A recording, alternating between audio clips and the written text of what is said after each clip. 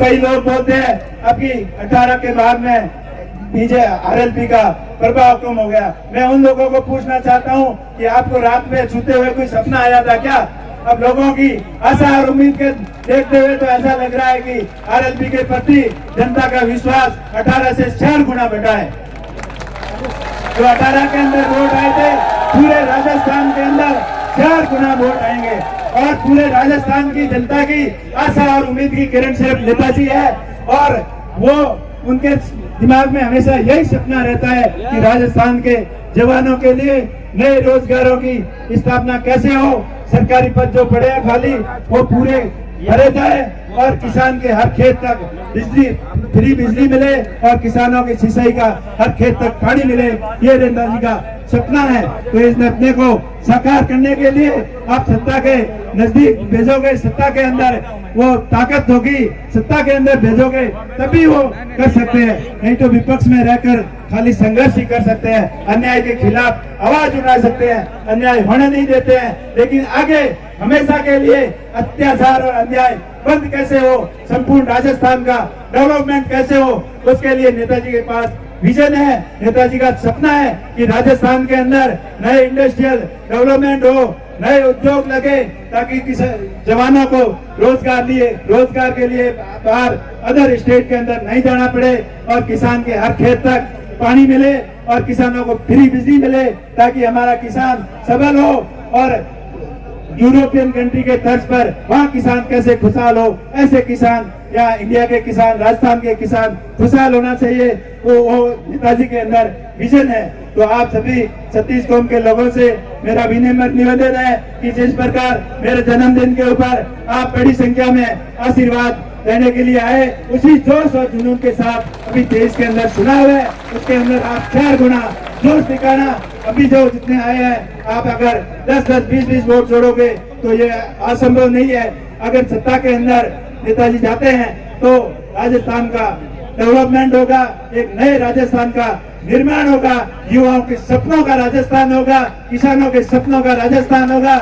हमारे किसानों के बच्चे भी यूएस, इंग्लैंड और यूरोप पढ़ने के लिए जाएंगे। हमारे किसान खुशहाल हो गए, जवानों के लिए नए रोजगार के आयाम मिलेंगे और ये भ्रष्टाचार जो हो रहा है उसके ऊपर शिकंजा कसा जाएगा। मजाल है किसी के अंदर दम है कि वो भ्रष्टाचार कर दे, क्योंकि सत्ता कमजोर है। सत्ता के अंदर बैठे हुए नेताओं का मिलाजुली का खेल है।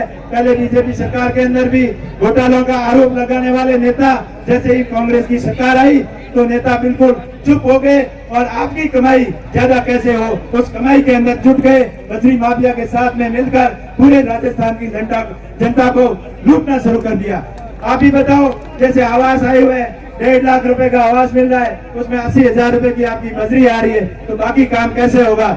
उसके साथ साथ में आप सरकारी दफ्तर में जाओ, आपकी बिजली खराब होती है, आप FRT में कंप्लेंट करते हो, 10-15 दिन कोई सामने देखने वाला नहीं है। ट्रांसफार्मर जल जाता है, आप IN के ऑफिस के चक्कर काट के थक जाते हो, महीनों भर लग जाते हैं आपके नए ट्रांसफार्मर मिलने में। यही हाल है स्कूलों के। अब स्कूल ने तो बहुत ज्यादा खोल दी, लेकिन उसके अंदर अध्यापकों की कमी है, क्योंकि सरकार की मंशा नहीं है। बच्चे पढ़ लेकर होशियार हो जाएंगे तो नेताओं के कहने में उनके अनुसार गुमराह नहीं होंगे, इसीलिए ये मास्टरों की व्यवस्था पूरी नहीं कर रहे हैं। वैसे ही चिकित्सा के क्षेत्र में देख लो, अब हॉस्पिटलों के बाहर जाके देखो, बड़े बड़े होर्डिंग बोर्ड लगे हुए हैं कि आपका 25 लाख रुपए तक की दवाई फ्री मिलेगी, लेकिन किसी भी हॉस्पिटल के अंदर जाके देखो आपको 500 की फ्री मिल जाए, तो आप मान लेना कि ये सरकार के बोर्ड सही है।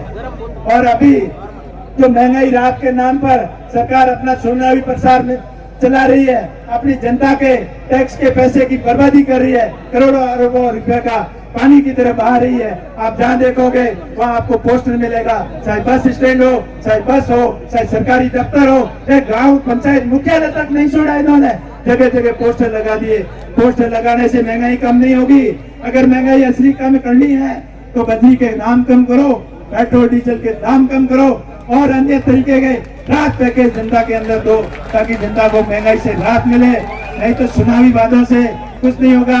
आपने 2018 के अंदर जो घोषणा पत्र था उसके अंदर आपने 20% काम भी पूरा नहीं किया।